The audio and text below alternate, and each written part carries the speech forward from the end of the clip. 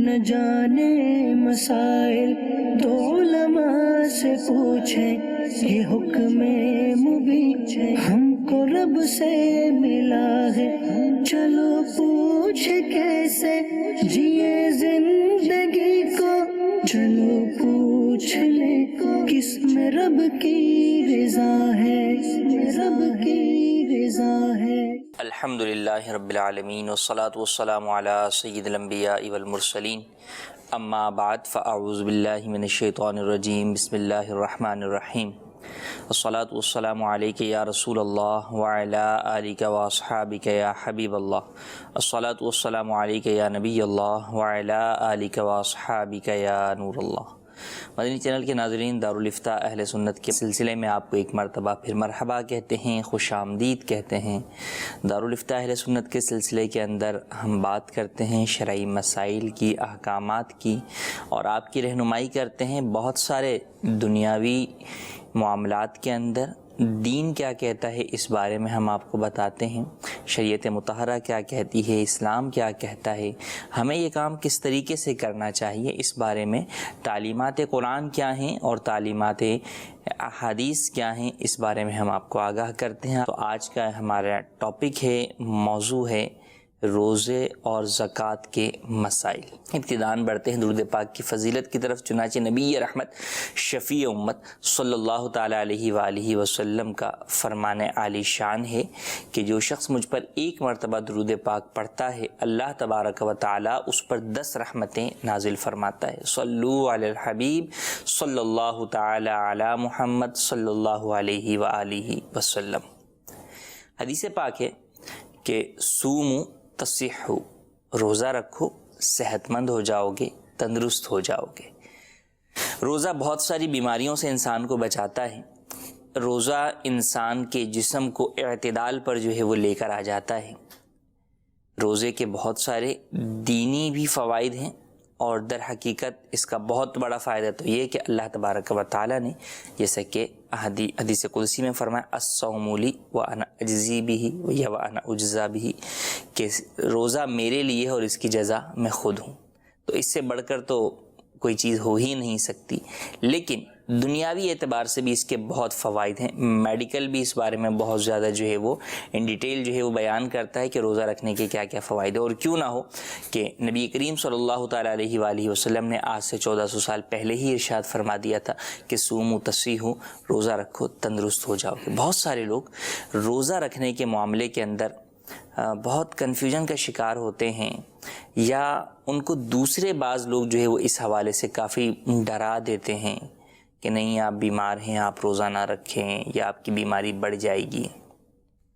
تو کئی لوگ روزہ جو ہے وہ چھوڑ بیٹھتے ہیں، خاص طور پہ جو بوڑھے افراد ہیں وہ کئی جو ہے وہ روزہ چھوڑ بیٹھتے ہیں کہ نہیں ہم میں روزہ رکھنے کی جو ہے وہ طاقت نہیں ہے، یا ہم میں روزہ رکھنے کی جو ہے وہ ہمت نہیں ہے، اور بقیہ سارے امور سر انجام دے رہے ہوتے ہیں۔ تو روزہ چھوڑنے کی اجازت کسے ہے اور کسے نہیں ہے؟ سب سے پہلی بات تو ہمیں بطور مسلمان اس حدیث پاک پہ یقین ہونا چاہیے کہ انشاءاللہ روزہ رکھیں گے تو ہم بیمار نہیں ہوں گے، ہم کمزور نہیں ہوں گے، بلکہ انشاءاللہ ہم صحت یاب ہو جائیں گے، تندرست ہو جائیں گے۔ تو جب اس کے اوپر عمل کرنے کی پختہ نیت کر لیں گے تو انشاءاللہ عز و جل ہم روزہ رکھنے میں کامیاب ہو سکیں گے۔ انسان کے لیے بہت کچھ جو ہے وہ کرنے کے لیے اس کی ہمت کا جو ہے وہ ہونا ضروری ہے۔ بہت سارے لوگ ہیں جب ان کی کسی معاملے میں ہمت کمزور ہو جاتی ہے تو وہ کرنے والی چیز سے بھی جو ہے وہ تھک ہار کر بیٹھ جاتے ہیں۔ جیسا کہ مشہور جو ہے وہ اس کے اندر مختلف واقعات اور چیزیں پیش کی جاتی ہیں، اسی حوالے سے ایک واقعہ جو ہے وہ بیان بھی کیا جاتا ہے، میری نظر سے بھی گزرا کہ ایک جو ہے وہ باز یا عقاب کا جو ہے وہ بچہ جو ہے وہ پلا بڑھا مرغی کے بچوں کے ساتھ، اور جب بھی اس کو اڑنے کے لیے کہا جاتا تو وہ اڑتا ہی نہیں تھا۔ حالانکہ تھا وہ عقاب، اس میں فطری طور پہ اڑنے کی صلاحیت تھی، لیکن وہ جناب مرغی کے بچوں کے ساتھ رہ کر اڑنا جو ہے وہ نہیں جانتا تھا۔ کسی ایک شخص نے اس کو ان مرغی کے بچوں سے جو ہے وہ جدا کیا، اور پھر کئی مرتبہ اس کو اڑانے کی کوشش کی، لیکن وہ نہیں اڑ سکا۔ ایک دفعہ اس نے اس کو جو ہے وہ بہت کسی بلندی پہ سے جا کر جو ہے وہ نیچے کی جانب چھوڑ دیا کہ اب مرتا کیا نہ کرتا، جب اس نے دیکھا اب تو میں گرنے ہی والا ہوں تو اس کو احساس ہوا کہ شاید میرے پر جو ہے وہ کچھ کام کر رہے، تو جب اس نے اپنے پروں کو ہلانا شروع کیا تو دیکھتے ہی دیکھتے وہ اڑنا شروع ہو گیا اور بلندیوں کی طرف جو ہے وہ جانا شروع ہو گیا۔ تو پتہ چلا کہ انسان میں بہت ساری چیزیں فطری طور پر ہوتی ہیں، لیکن اس کو ماحول جو ہے وہ اس کی ہمت کو کمزور کر دیتا ہے۔ تو کہیں یہ بھی ہوتا ہے کہ ہماری صحبت ایسے لوگوں کے ساتھ ہوتی ہے کہ وہ ہماری ہمت کو کمزور کر دیتے ہیں۔ یار کیسے روزہ رکھو گے، اتنی گرمی ہو رہی ہے، اتنی گرمی میں کیسے روزہ رکھو گے، حالات ایسے ہیں، معاملات ایسے ہیں، روزہ رکھ کے ڈیوٹی کیسے کرو گے، مجھ سے تو جو ہے وہ 2 گھنٹے بھوکا نہیں رہا جاتا، میں جناب 12 گھنٹے کیسے بھوکا رہوں گا۔ مختلف قسم کی جو ہے وہ باتیں ہم سنتے رہتے ہیں یا وسوسے ہمارے ذہن میں شیطان جو ہے وہ ڈالتا رہتا ہے۔ تو آپ جو ہے وہ مسلمان ہیں، آپ بالکل جو ہے وہ روزہ رکھ سکتے ہیں، کیوں نہیں رکھ سکتے؟ اللہ تبارک و تعالی نے آپ میں فطری طور پہ یہ صلاحیت پیدا کی ہے، تو آپ کو فقط ہمت جو ہے وہ پکڑنی ہے۔ اور ماہ رمضان کے روزوں کی فضیلت جب بندہ سامنے پیش نظر رکھے تو بالکل جو ہے وہ کبھی بھی اس سے پیچھے نہیں ہٹے گا، کہ فرمایا کہ جو شخص اس کا پہلا روزہ رکھتا ہے اس کے پچھلے سارے گناہ بخش دیے جاتے ہیں۔ تو کتنی بڑی جو ہے وہ بشارت ہے۔ تو بالکل ہمت کیجئے، ہرگز جو ہے وہ وسوسوں کا شکار نہ ہو جائیے، اپنی ہمت کو مضبوط رکھیے اور روزہ رکھنے کی کوشش کیجئے۔ بہت سارے بیمار ہوتے ہیں کہ واقعی انہیں جو ہے وہ بیماری میں روزہ نہیں رکھ پاتے، لیکن اس کی بھی مختلف صورتیں ہیں کہ کیا مطلقاً بیماری میں آپ کو روزہ چھوڑنے کی جو ہے وہ اجازت ہے۔ جیسے کہ شریعت مطہرہ میں کتب فقہ کے اندر کئی مقامات پر لکھا ہوا ہے کہ حاملہ عورت اور بچے کو دودھ پلانے والی عورت کو روزہ چھوڑنے کی اجازت ہے، مگر وہ شرط کے ساتھ مقید ہے، کنڈیشنل ہے یہ اجازت، مطلق اجازت نہیں ہے روزہ چھوڑنے کی، جب کہ اسے اپنی یا بچے کی جان کا خطرہ ہو۔ اب لوگ بعد والی کنڈیشن کو چھوڑ کے فقط پہلی باتیں یاد رکھ کر کئی گھروں کے اندر کئی عورتیں جناب حاملہ عورت کو یا دودھ پلانے والی عورتوں کو یہ مشورہ دے رہے ہوتے ہیں، نہیں تم پر تو روزہ رکھنا جو ہے وہ کوئی ضروری نہیں ہے، تم روزہ جو ہے وہ چھوڑ دو، بعد میں رکھ لینا۔ اچھا بعد میں رکھ لینا یہ بھی بہت کموں کو معلوم ہوتا ہے، ورنہ تو ٹوٹلی جو ہے وہ معافی کا پروانے جاری کر رہے ہوتے ہیں۔ تو بات یہ ہے کہ آپ نے کیا روزہ رکھ کر دیکھا ہے کہ آپ کی جان کو خطرہ ہے یا آپ کے بچے کی جان کو خطرہ ہے؟ ابھی رکھا ہی نہیں ہے تو فقط جو ہے وہ سنی سنائی باتوں کے اوپر آپ کیوں جو ہے وہ پریشانی کا شکار ہو رہی ہیں؟ اسلام بہت آسان دین ہے، اس کے اوپر عمل کرنا بہت ایزی ہے۔ آپ روزہ رکھ لیجئے، اگر واقعی درمیانے روزہ میں وہ کیفیت ہو جاتی ہے کہ آپ کو یا بچے کی جان کو خطرہ ہو، تو آپ کو شریعت یہ تھوڑی کہتی ہے کہ آپ جناب مر جائیں لیکن جو ہے وہ روزہ افطار نہ کریں، نہیں، بالکل آپ کو اجازت ہوگی، اس صورت میں آپ روزہ افطار کر لیجئے گا۔ فرسٹ روزہ ایکسپیریمنٹ ہوگا آپ کے اگلے روزوں کے لیے کہ جناب آپ روزہ رکھ سکیں گے یا نہیں رکھ سکیں گے۔ وہ روزہ آپ کو بہت ساری باتیں جو ہے وہ بتا دے گا، سکھا دے گا کہ جناب یہ چیزیں جو ہے وہ کر کے آپ جو ہے وہ اپنے روزے کو بہتر جو ہے وہ کر سکتی ہیں، صبح سحری میں یہ چیزیں آپ لے لیں گے تو یہ چیزیں آپ کو جو ہے وہ کر لیں گی۔ تو کہنے کا مقصد یہ کہ جب دنیاوی امور میں ہم بہت ساری چیزوں کے لیے تیاری کر لیتے ہیں تو اسی طریقے سے ہمیں روزے کے معاملات میں بھی کر لیں، جیسے شوگر پیشنٹ ہیں یا اور اس طرح کے مختلف مریض ہیں۔ اب رمضان المبارک آ جائے گا تو کئی جو ہے وہ روزہ رکھیں گے بھی، اور کئی خوف کی وجہ سے روزہ ہی نہیں رکھیں گے، یا کئی روزہ رکھ لیں گے پھر طبیعت خراب ہو جائے گی تو روزہ چھوڑ دیں گے۔ تو ابھی وقت ہے، آپ اپنے ڈاکٹر سے رابطہ کریں، اپنی دوائیوں میں اگر آپ کو تبدیلی لانی ہے ماہ رمضان کی روٹین کے حوالے سے وہ تبدیلی لے آئیے، ڈاکٹر سے مشورہ کر لیجئے کہ مجھے ماہ رمضان میں کیا چیز جو ہے وہ استعمال کرنی چاہیے، یا مجھے انرجی کے لیے کیا چیز استعمال کرنی چاہیے، جناب صبح مجھے کوئی الگ میڈیسن لینی ہے یا کوئی اسپیشل جو ہے وہ خوراک لینی ہے یا کوئی جو ہے وہ دودھ لینا ہے یا XYZ کوئی بھی چیز ہے۔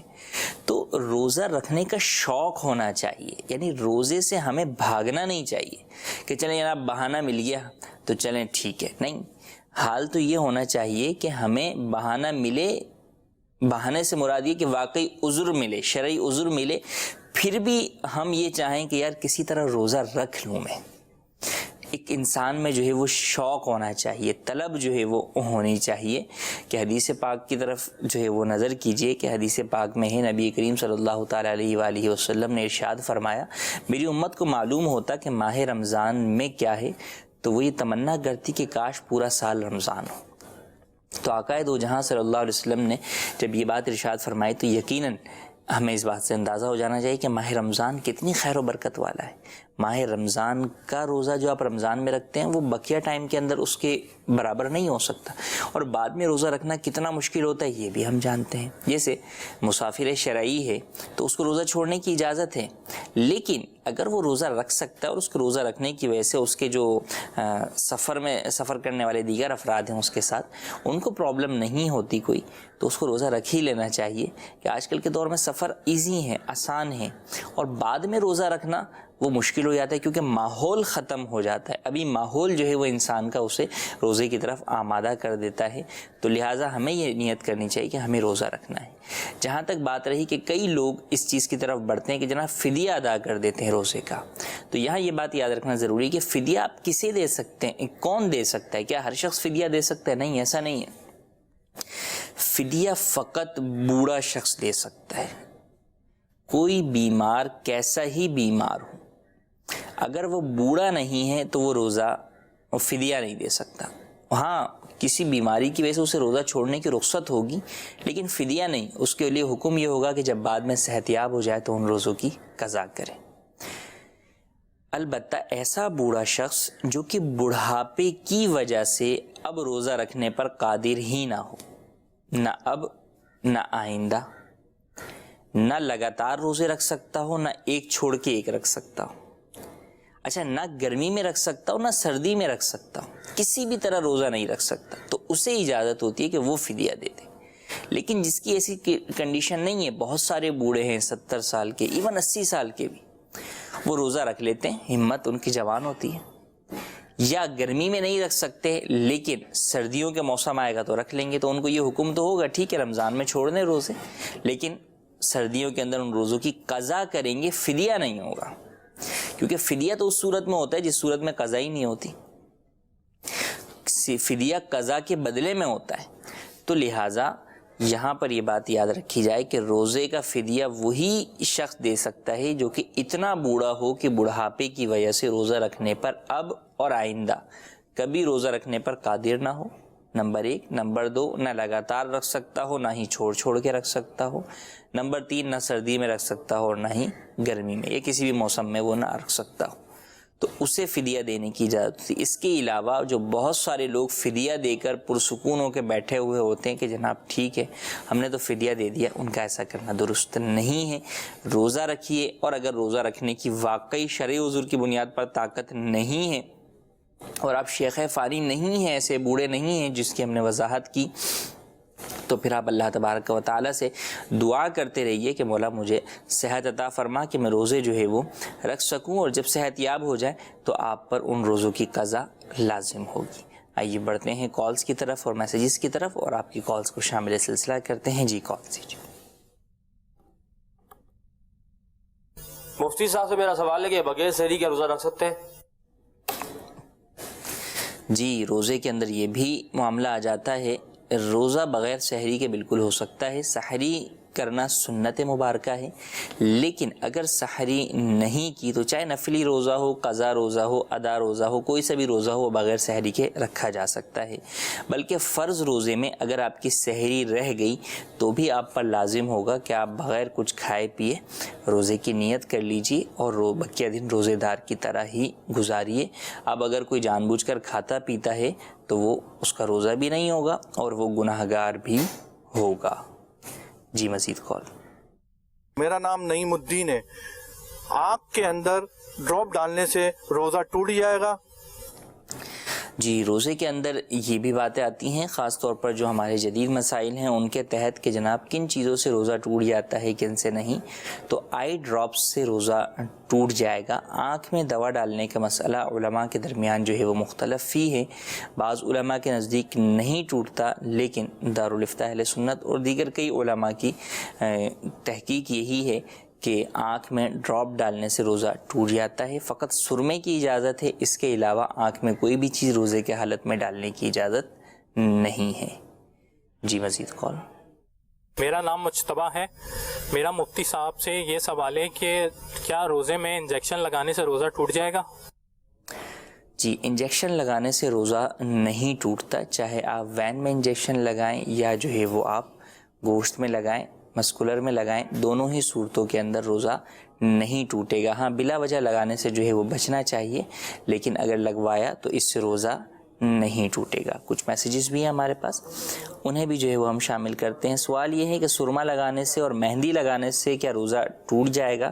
سرما لگانے سے بھی روزہ نہیں ٹوٹے گا، اور سر پر اگر مہندی لگائی ہے تو اس سے بھی روزہ نہیں ٹوٹے گا. اچھا جناب، ایک سوال ہے، ٹاپک سے اگرچہ ہٹ کر ہے لیکن انٹرسٹنگ ہے کہ جناب ریبٹ خرگوش کھانا کیسا ہے؟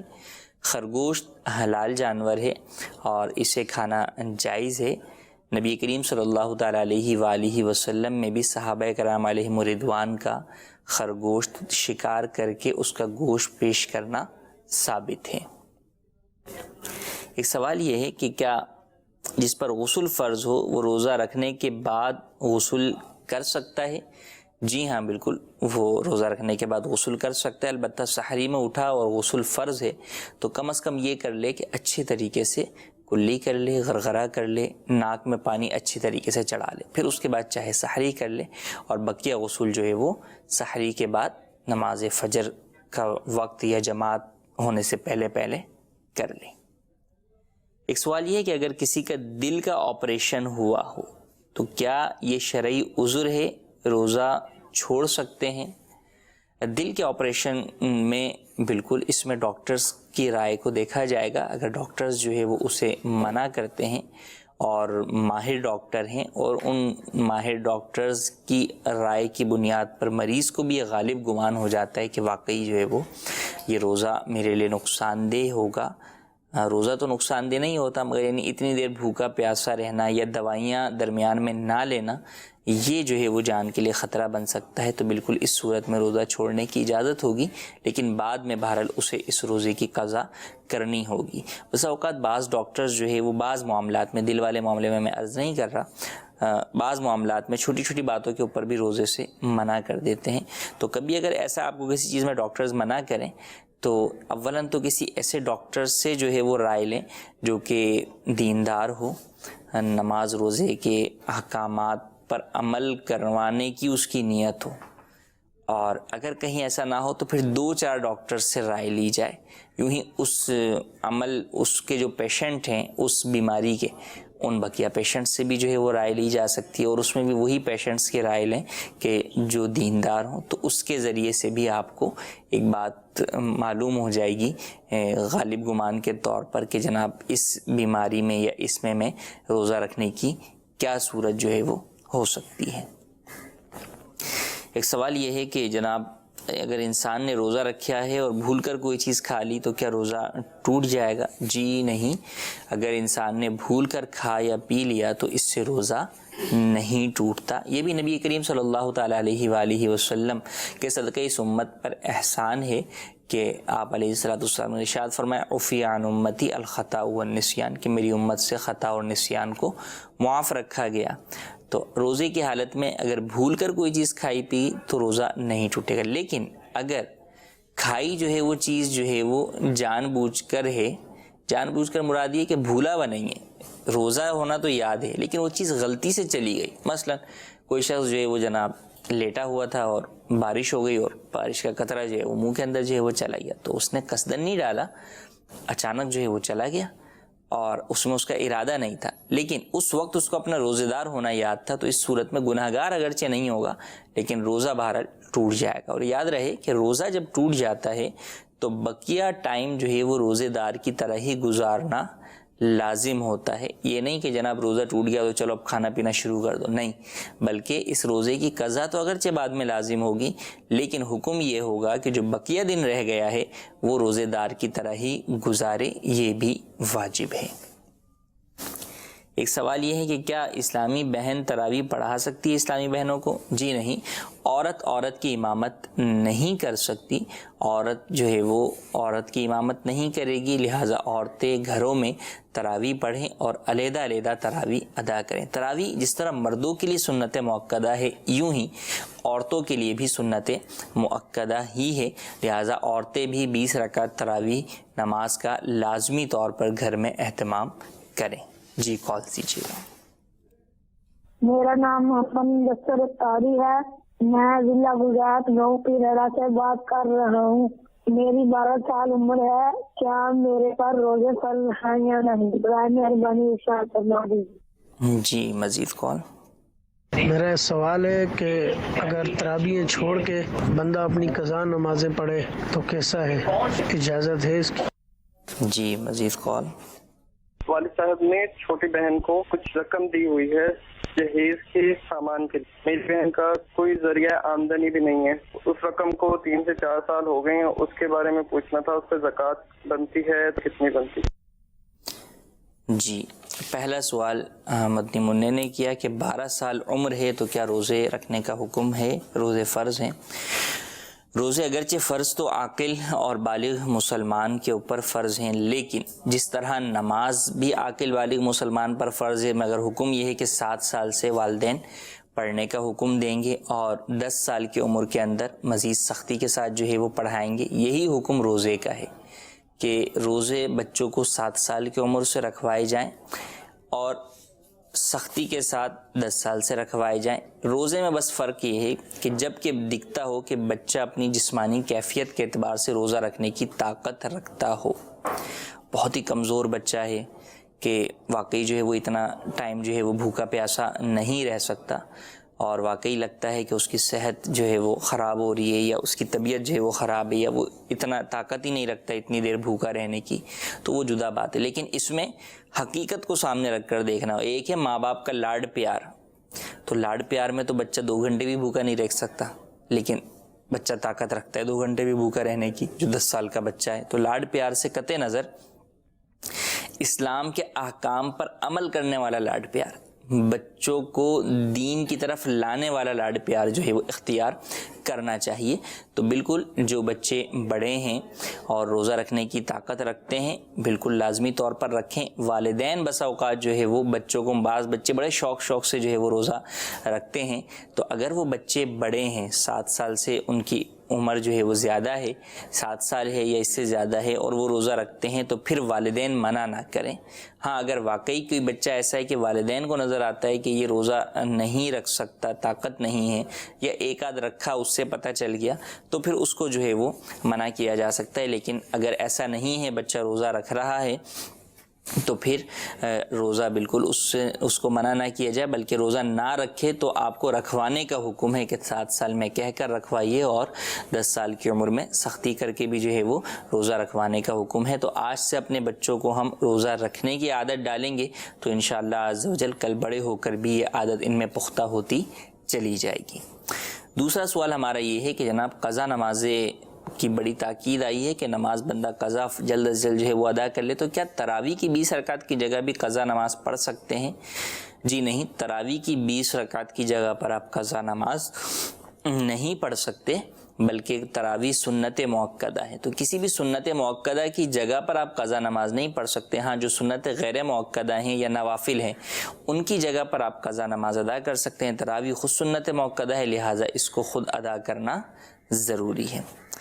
تیسرا سوال یہ کہ جناب آپ نے کسی کو رقم قرض دی ہوئی ہے اور واقعی وہ سامنے والا بھی جو ہے مجبور ہے، تو کیا اس رقم کے اوپر زکوٰۃ ہوگی؟ جی ہاں، جو رقم آپ نے دی ہوئی ہے اگر وہ خود یا دوسرے مال سے مل کر نصاب کی مقدار کو پہنچتی ہے تو اس پر زکوٰۃ تو ہر سال لازم ہوتی رہے گی. ہاں البتہ جب تک وہ رقم آپ کو ملی نہیں، پوری نہیں ملی یا نصاب کی مقدار کے 5ویں حصے کے برابر، یعنی تقریباً جو ہے وہ 10.5 تولہ چاندی یہ نصاب کی مقدار کا 5واں حصہ بنتا ہے. یا دوسرے لفظوں میں یہ کہیے کہ جو نصاب ہے، مثلا اگر جو ہے نصاب جو ہے 50,000 ہے تو 20% اس کا جو ہے وہ 5% وہ بنے گا، 5واں حصہ بنے گا. تو 20% اگر اتنا مال مل گیا تو پھر آپ پر اتنے مال کی زکوٰۃ لازم ہوگی ادا کرنا. لازم تو زکوٰۃ ہر سال ہو رہی ہے، لیکن ادائیگی اس وقت لازم ہوگی جب وہ پورا مل جائے یا اس کا 5واں حصہ نصاب کی مقدار کا مل جائے. اور جب ملے گا تو اگر 4 سال کے بعد بھی ملا تو پچھلے 4 سالوں کی بھی زکوٰۃ ادا کرنی ہوگی. جی مزید کال دیجیے. مفتی صاحب کی بارگاہ میں سوال عرض ہے کہ کچھ لوگ مسجد کی رقم سے غریبوں کی مدد کرنے کے لیے زور دے رہے ہیں، کیا مسجد کا پیسہ غریبوں کی مدد کے لیے استعمال کیا جا سکتا ہے؟ جی مزید کال. میں مکر سے بات کر رہا ہوں. میرا سوال یہ ہے کہ اپنے والد صاحب کے مال میں سے بنا بتائے خرچ کر سکتے ہیں؟ جی مزید کال. تو ان لوگوں کو دیں زکوٰۃ ہم، تاکہ ہماری زکوٰۃ صحیح جگہ صرف ہو. اور فی زمانہ جو ہے کون لوگ وہ مستحق لوگ ہیں جن کو ہم زکوٰۃ دیں؟ جی پہلا سوال یہ کہ بعض جگہوں پر جیسے انہوں نے کہا میں بھی شاذ و نادر کوئی ایسی اس طرح کی جگہ ہوگی جہاں پر کسی نے یہ کہا ہوگا جناب مسجد کی رقم سے جو ہے وہ آپ غریبوں کی مدد کیجیے. دیکھیں مسجد کی رقم جو ہے وہ مسجد کی ملکیت ہو جاتی ہے جب آپ مسجد میں چندہ دے دیتے ہیں، اور وہ مسجد کے متعلقہ امور میں ہی خرچ کی جا سکتی ہے، اور وہ ملکیت انسانوں کی ملکیت ختم ہو کر اللہ تبارک و تعالی، ویسے تو اللہ تبارک و تعالی کی ہی ملکیت ہے ہر چیز کے اوپر، وہی مالک ہے وہی خالق ہے، لیکن ویسے بھی وہ چیزیں اللہ تبارک، کیونکہ مسجد اللہ کا گھر ہے تو لہٰذا وہ اس کی ملکیت میں جو ہے وہ چلی جاتی ہیں، تو اب آپ اسے کہیں اور خرچ نہیں کر سکتے. ایون ایک مسجد کا پیسہ آپ دوسری مسجد میں بھی نہیں دے سکتے، دوسرے مدرسے میں بھی نہیں دے سکتے. تو لہٰذا ایسا کہنے والے بالکل غلطی کے اوپر ہیں. آپ اپنا مال خرچ کیجئے، جو مال آپ کو شریعت مطہرہ نے خرچ کرنے کا حکم دیا ہے اسے خرچ کیجئے، غریبوں کی مدد کیجئے. اصل مقصد ہونا چاہیے مدد، مگر مدد کب؟ وہ مدد جو کہ نیکی ہو. آج آپ کہتے ہیں جناب ادھر مدد تو کریں لیکن نیکی کوئی نہیں ملے گی، کوئی بھی نہیں کرے گا، کم از کم مسلمان نہیں کرے گا، کہ مسلمان جو ہے وہ اللہ کی رضا کے لیے ہر کام کرتا ہے. ورنہ تو اگر آپ یوں کھلا کھاتا دے دیں تو جناب ہر کوئی جو ہے وہ غریب جو ہے وہ جو کچھ مالدار ہیں ان کو لوٹنا شروع کر دیں کہ جناب ہمیں ضرورت ہے، یہ دے نہیں رہے لہٰذا ہم لوٹ لیتے ہیں. تو ناجائز طریقے سے مدد نہیں ہوتی، مدد ہمیشہ جائز طریقے سے کی جاتی ہے. تو لہٰذا کوئی شخص کتنا ہی مالدار کیوں نہ ہو، لیکن اگر وہ زکوٰۃ ادا کر دیتا ہے، اب اس کے بعد اگر وہ غریبوں کی مدد نہیں کر سکتا تو آپ اسے زبردستی نہیں کر سکتے، نہ آپ اس کی جو ہے وہ ملکیت سے وہ مال جو ہے وہ لے کر غریبوں کو دے سکتے ہیں. تو جب ایسا آپ اپنے مالوں میں نہیں کر سکتے تو جو مسجد کا اللہ کا گھر ہے، جو اس کی ملکیت والا مال ہے، اس میں بھی ایسا ہرگز نہیں کر سکتے. لہٰذا ایسا کہنے والے، سوچنے والے بہت ہی کم ہوں گے. عام عقل مند تو ایسی بات نہیں کر سکتا، لیکن بہرحال جو اس طرح کہنے والے ہیں وہ اس معاملے میں غلطی پر ہیں. بالکل ایسا کرنے کی اجازت نہیں ہے. ہاں آپ یہ کر سکتے ہیں کہ جناب جو ہے وہ مسجد کے باہر اسٹال لگا لیں کہ اہل محلہ میں جو غریب لوگ ہیں ان کی مدد کرنی ہے، لہٰذا آپ جو ہے وہ اس اسٹال پر یا اس جھولی میں یا اس باکس کے اندر جو ہے اس حوالے سے چندہ ڈال دیں. تو یہ جو ہے وہ کیا جا سکتا ہے. الحمدللہ عز و جل دیکھیں دعوت اسلامی نے بھی تو کیا نا، کہ دعوت اسلامی نے بھی جو ہے وہ اس مشکل وقت کے اندر لوگوں کی مدد کرنے کے لیے ویلفیئر کا جو ہے وہ کام جو ہے وہ شروع کیا. اس نام کے اوپر ڈونیشن بھی پبلک سے لیا اور پبلک کے اندر جو ہے وہ اس کو خرچ بھی کیا، اور ابھی بھی کر رہی ہے اور آگے بھی کرے گی. تو کہنے کا مطلب یہ ہے کہ جو چیز جس جگہ خرچ کرنی چاہیے وہی وہاں پر خرچ ہوگی. یہ نہیں کہ آپ کسی چیز کو وہاں سے ہٹا دیں جو اس کا اصل مقصد ہے اور اس کو دوسری جگہ پر خرچ کر دیں. تو ایسا کرنا یا سوچنا یہ بالکل غلط ہے. دوسرا سوال تھا والد کے مال سے خرچ.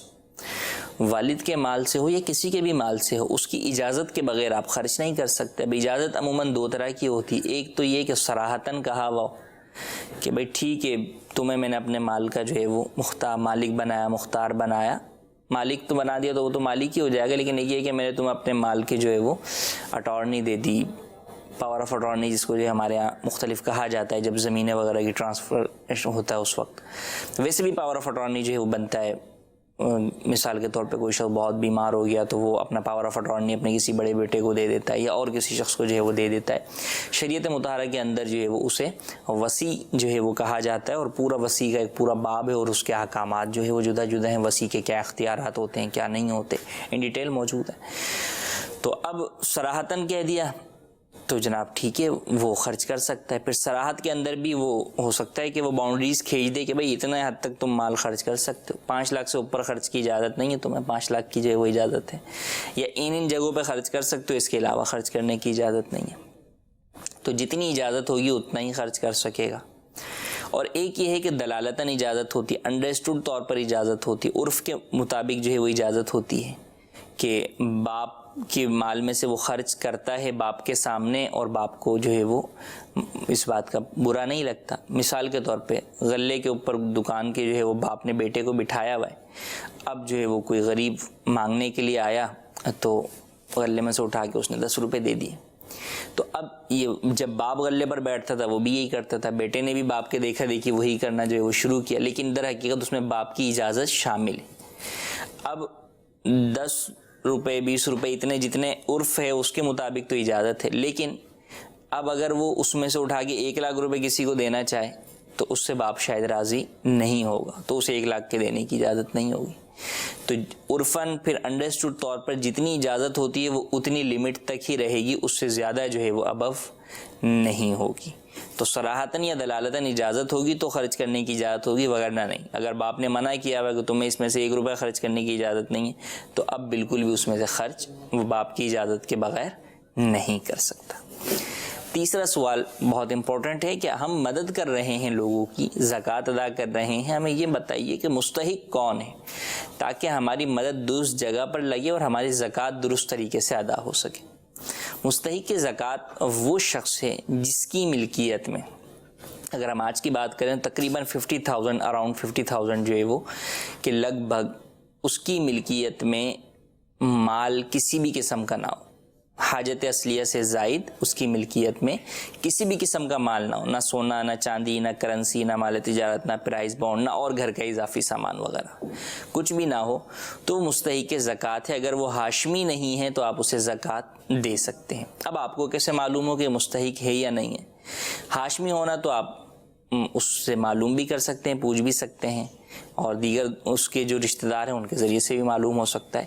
باقی مال سے متعلق کہ اس کے بعد اتنا مال ہے یا نہیں, تو اس کے لیے اس سے پوچھنا ضروری نہیں ہے. بعض جگہوں پر پوچھا بھی جا سکتا ہے جہاں معیوب نہ ہو, اور جہاں معیوب ہو وہاں پر بغیر پوچھے اگر اس کے حال احوال اتوار وغیرہ دیکھ کر آپ کو غالب گمان یہ ہوتا ہے کہ اس کے پاس اتنے پیسے جو ہے وہ نہیں ہوں گے, اتنا مال اس کے پاس اتنی مالیت کا نہیں ہوگا, تو آپ اس غالب گمان کی بنیاد پر اسے زکوٰۃ دے سکتے ہیں, آپ کی زکوٰۃ ادا ہو جائے گی. یوں ہی کسی کے بارے میں جاننے کے لیے بسا اوقات 2-4 اور لوگوں سے رائے لے لی جاتی ہے جو اس کے قریبی ہیں, وہ اس کے حالات بتا دیتے ہیں, اس سے بھی غالب گمان جو ہے وہ آپ کو ہو جاتا ہے. تو غالب گمان اگر آپ کو ہو جائے گا تو آپ کو اجازت ہوگی, آپ اسے دے سکتے ہیں, آپ کی زکوٰۃ ادا ہو جائے گی. کچھ میسیجز بھی ہیں, انہیں بھی ہم جو ہے وہ شامل کرتے ہیں. سوال یہ ہے کہ کیا ناک میں اسپرے کرنے سے روزہ ٹوٹ جاتا ہے؟ جی ہاں, ناک کے اندر اگر آپ اسپرے کریں گے تو بالکل اس سے روزہ ٹوٹ جائے گا. ایک سوال یہ ہے کہ جناب روزے کی حالت میں سوئمنگ پول یا نہر میں نہا سکتے ہیں یا نہیں؟ جی ہاں, نہا سکتے ہیں. پانی جو ہے وہ ناک سے یا جو ہے منہ سے اندر نہ جائے, اس بات کا خیال کرنا ضروری ہے. جی مزید کال دیجیے. ایک اسلامی بھائی ہے جو سبزی کا کاروبار کرتا ہے اور ادھر بس جو ہے گھر کا سارا نظام وہ سبزی پہ ہی چلتا ہے, لیکن اس نے رینٹ پہ چلانے کے لیے کار لی ہوئی ہے ایک, تو اگر وہ سارا سال بھی نہ چلے تو کار اس کا گزر بس چل رہا ہوتا ہے. تو اب اس کار جو لی ہوئی ہے اضافی, اس پہ زکوٰۃ ہوگی یا نہیں ہوگی؟ جی مزید کال.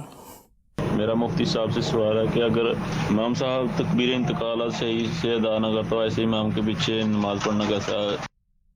جی مزید کال.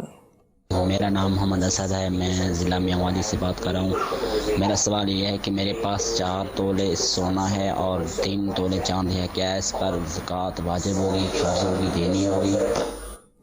جی, پہلا سوال یہ کہ کام سبزی کا کرتا ہے, کار اس کے پاس ہے, تو کیا اس پر زکوٰۃ لازم ہوگی؟ کار پر زکوٰۃ لازم نہیں ہوگی جبکہ اس نے رینٹ پر دینے کے لیے لی ہوئی ہے. اگر تو بیچنے کے لیے کار خریدتا تو وہ مال تجارت ہو جاتی اور مال تجارت پر زکوٰۃ لازم ہوتی. لیکن اگر کار بیچنے کے لیے نہیں خریدی, کرائے پہ دینے کے لیے یا کرائے پہ چلانے کے لیے خریدی ہے, تو کار کی مالیت پہ زکوٰۃ نہیں. ہاں اس کی جو انکم آئے گی, اگر وہ انکم اس کی جو ہے وہ خود یا دوسرے مال سے مل کر نصاب کی مقدار کو پہنچے گی تو زکوٰۃ لازم ہوگی, ورنہ نہیں. دوسرا سوال یہ کہ امام تکبیرات انتقالات درست نہ کہتا ہو. تکبیر انتقال کسے کہتے ہیں؟ ایک ہوتی ہے تکبیر تحریمہ جو نماز کے شروع میں کہی جاتی ہے, جس سے نماز کی ابتدا کی جاتی ہے اللہ اکبر کہہ کر, اسے تکبیر تحریمہ کہتے ہیں. یہ شرط بھی ہے اور فرض بھی. دوسرا رکوع میں جانے کے لیے تکبیر کہی, رکوع سے اٹھتے وقت جو جناب کہا سجدے میں جاتے ہوئے تکبیر کہی، سجدے سے اٹھتے ہوئے تکبیر کہی، یہ تکبیرات انتقالات کہلاتی ہیں۔ تکبیرات انتقالات کا بھی درست ہونا جو ہے وہ ضروری ہے۔ اگر تکبیرات انتقال میں غلطی ایسی ہے جو کہ معنی کو فاسد کر دیتی ہے تو اس کی وجہ سے نماز ہی فاسد ہو جائے گی، اور جب نماز فاسد ہو جائے گی تو اس کے پیچھے انڈرسٹوڈ سی بات ہے نماز پڑھنے کی جو ہے وہ اجازت نہیں ہے۔ جیسے اللہ اکبر کسی نے جو ہے وہ پڑھا یا اللہ اکبر جو ہے وہ پڑھا، اس طرح، تو یہ وہ چیزیں ہیں، یہ وہ تلفظات ہیں کہ جس کی وجہ سے معنی فاسد ہو جاتے ہیں۔ تو بالکل اگر خدا نخواستہ کسی نے اس طرح پڑھا یا پڑھتا ہے تو اس کے پیچھے تو نماز پڑھنے کی اجازت نہیں ہوگی۔ اور اگر ایسا نہیں ہے اور کوئی اور غلطی ہے جو کہ معنی فاسد نہیں کرتی تو بہرحال اس چیز کے اندر وہ غلطی کیا ہے پہلے تو اسے دیکھا جائے گا اور پھر اس میں امام صاحب کو جو ہے وہ عرض کیا جا سکتا ہے۔ لیکن اگر وہ غلطی ایسی نہیں ہے جو معنی کو فاسد کرے تو پھر اس صورت میں امام کے پیچھے نماز پڑھی جا سکتی ہے۔ تیسرا سوال ہمارا کہ 4 تولے سونا ہے اور 3 تولے چاندی ہے تو کیا زکوٰۃ لازم ہوگی؟ جی ہاں بالکل، اس صورت میں زکوٰۃ لازم ہوگی۔ سونے کی قیمت معلوم کر لیجئے، چاندی کی قیمت معلوم کر لیجئے، دونوں کو پلس کریں گے تو وہ 52.5 تولہ چاندی سے کہیں زیادہ جو ہے وہ رقم بن جائے گی۔ اب اگر آپ پر کوئی لون ہے، قرض ہے تو وہ اس میں سے مائنس کر لیجئے اور پیچھے جو مال بچے اس کے اوپر زکوٰۃ ادا کیجئے۔ جی مزید کال۔ میرا نام امانت علی اتاری ہے، میں لاہور سے بات کر رہا ہوں۔ میرے مفتی صاحب کی بارگاہ میں یہ سوال ہے کہ اگر کوئی بغیر داڑھی کے، جس کی داڑھی نہ ہو، وہ اذان اور اقامت دے سکتا ہے کہ نہیں؟ برائے مہربانی رہنمائی فرما دیجیے۔ جی مزید کال۔ مفتی صاحب کی بارگاہ میں عرض ہے کہ یہ ارشاد فرمائیے کہ زکوٰۃ کے مستحق کون کون سے رشتہ دار ہو سکتے ہیں اور کون سے رشتہ دار کو زکوٰۃ نہیں دی جا سکتی؟ جی مزید کال۔ سر میں ساجد بات کر رہا ہوں۔ سر میں یہ پوچھنا چاہ رہا تھا کہ جو پے والا بندہ اس کے اوپر اگر اس کی تنخواہ 1.5 لاکھ ہے تو اس کے اوپر کتنی زکوٰۃ جو ہے وہ واجب ہے؟ جی پہلا سوال یہ کہ داڑھی منڈا شخص جو ہے وہ اذان و اقامت دے سکتا ہے؟ نہیں دے سکتا۔ اذان و اقامت داڑھی منڈا شخص کے لیے دینا مکروہ ہے، بلکہ اگر فاسق نے اذان دی تو اس اذان کو ریپیٹ کیا جائے گا، دوبارہ جو ہے وہ دیا جائے گا۔ ہاں اقامت کی ریپیٹیشن جو ہے وہ نہیں ہوتی۔ دوسرا سوال ہمارا کہ مستحق رشتہ دار کون سے ہیں اور کون سے نہیں ہیں؟ ماں باپ، دادا دادی، نانا نانی، اوپر تک انہیں آپ اپنی زکوٰۃ نہیں دے سکتے۔ یوں ہی نیچے بیٹا بیٹی، پوتا پوتی، نواسا نواسی، نیچے تک انہیں آپ زکوٰۃ نہیں دے سکتے۔ شوہر بیوی آپس میں ایک دوسرے کو زکوٰۃ نہیں دے سکتے۔ اس کے علاوہ جتنے بھی جو ہے وہ رشتہ دار ہیں آپ انہیں زکوٰۃ دے سکتے ہیں جب کہ وہ مستحق کے زکوٰۃ ہوں۔ بھائی بہن کو زکوٰۃ دی جا سکتی ہے، چچا کو، خالہ کو، پھپھی کو، بھانجے بھانجیوں کو، بھتیجے بھتیجیوں کو، تو ان سب کو جو ہے وہ زکوٰۃ دی جا سکتی ہے، اس میں کوئی حرج نہیں ہے جب کہ مستحق کے زکوٰۃ ہوں۔ بلکہ رشتہ داروں کو زکوٰۃ دینے میں ڈبل ثواب ملتا ہے، زکوٰۃ دینے کا بھی ثواب ملتا ہے اور صلہ رحمی کرنے کا بھی ثواب ملتا ہے۔ تیسرا سوال ہمارا کہ جناب تنخواہ 1.5 لاکھ ہو تو زکوٰۃ کتنی بنے گی؟ زکوٰۃ تنخواہ پر نہیں ہوتی، زکوٰۃ جو ہے وہ اس مال پر ہوتی ہے جو کہ آپ کی ملکیت میں ہو اور نصاب کی مقدار ہو اور اس پر سال گزر جائے۔ تو لہٰذا اگر کسی کی 1.5 جو ہے وہ لاکھ تنخواہ ہے، وہ 1.5 لاکھ کے خرچ ہو جاتے ہیں، اس کی ملکیت میں نصاب کی مقدار جو ہے وہ پیسے نہیں جو ہے وہ ہیں، 1.5 لاکھ کی اس کی حاجت اصلیہ میں خرچ ہو جاتے ہیں تو اس پر زکوٰۃ نہیں ہوگی۔ اور اگر کسی کی تنخواہ جناب جو ہے وہ 40,000 روپے ہے لیکن کچھ نہ کچھ وہ بچا لیتا ہے اس میں سے اور وہ بچ کر نصاب کی مقدار کو پہنچ گئے ہیں اور ان پر سال گزر گیا ہے تو زکوٰۃ لازم ہوگی۔ تو دار و مدار تنخواہ کے کم یا زیادہ ہونے پر نہیں ہے، بلکہ جو ہے وہ اس مال پر ہے جو کہ نصاب کی مقدار اور سال گزر جائے۔ یوں ہی کوئی شخص ہے جو کہ کماتا ہی نہیں ہے، جیسے عورتیں ہیں، لیکن جناب ان کے پاس سونا زیورات ہے جو کہ نصاب کی مقدار کو ہے، تو بالکل اس صورت کے اندر ان کے اوپر زکوٰۃ لازم ہوگی، اگرچہ وہ نہ کماتی ہوں، کہ زکوٰۃ کا تعلق کمائی کے ساتھ نہیں۔ مزید جو ہے وہ ہم میسیجز بھی شامل کرتے ہیں۔ ایک سوال یہ ہے کہ لڑکی کا نام مصباح رکھنا کیسا ہے؟ رکھ سکتے ہیں، اس میں حرج نہیں ہے۔ سوال یہ ہے کہ کیا جناب 11 سال کا بچہ روزے رکھ سکتا ہے؟ جی ہاں بالکل، 11 سال کا بچہ روزہ رکھ سکتا ہے اور اسے رکھوانا بھی چاہیے کہ 10 سال سے عمر سے بڑا ہے، 7 سال سے ہی رکھوانے کا حکم ہے اور 10 سال والے کے لیے سخت تاکیدی جو ہے وہ حکم ہوتا ہے۔ ایک سوال یہ ہے کہ کیا روزہ رکھنا بھول گئے، اب نماز فجر کا وقت آ گیا تو کیا روزے کی نیت کر سکتے ہیں؟ جی ہاں بالکل کر سکتے ہیں۔ ماہ رمضان کے روزے کی نیت جو ہے وہ آپ نے کچھ کھایا پیا نہیں ہے جان بوجھ کر، تو آپ ظہوہ کبریٰ، جسے عوام زوال کا وقت کہتے ہیں دوپہر میں، ظہر کے وقت سے جو پہلے ہوتا ہے ظہوہ کبریٰ جسے عوام زوال کا وقت کہتے ہیں، اس کا وہ وقت شروع ہونے سے پہلے آپ نیت کر سکتے ہیں اگرچہ آپ نے سحری نہ کی ہو۔ سوال یہ ہے کہ کیا 20 رکعت نماز تراویح پڑھنا ضروری ہے؟ جی ہاں بالکل 20 رکعت ہی پڑھنا ضروری ہے، کیونکہ تراویح 20 رکعت ہی سنت مؤکدہ ہے، اس سے کم پڑھنے کی اجازت نہیں ہے۔ 20 رکعت پڑھیں گے اور پوری پڑھیں گے۔ ہمارے سلسلے کا وقت ختم ہوا چاہتا ہے۔ اللہ تبارک و تعالی سے دعا ہے جو سنا اسے یاد رکھنے، اس پر عمل کرنے، اسے دوسروں تک پہنچانے کی سعادت نصیب فرمائے۔ آمین بجاہ النبی الامین۔ صلو علی الحبیب صلی اللہ تعالی علی محمد صلی اللہ علیہ وآلہ وسلم۔ نہ جانے مسائل تو علماء سے پوچھیں، یہ حکم مبین ہم کو رب سے ملا ہے، چلو پوچھ کیسے جیے زندگی کو، چلو پوچھ لے کس میں رب کی رضا ہے، رب کی رضا ہے۔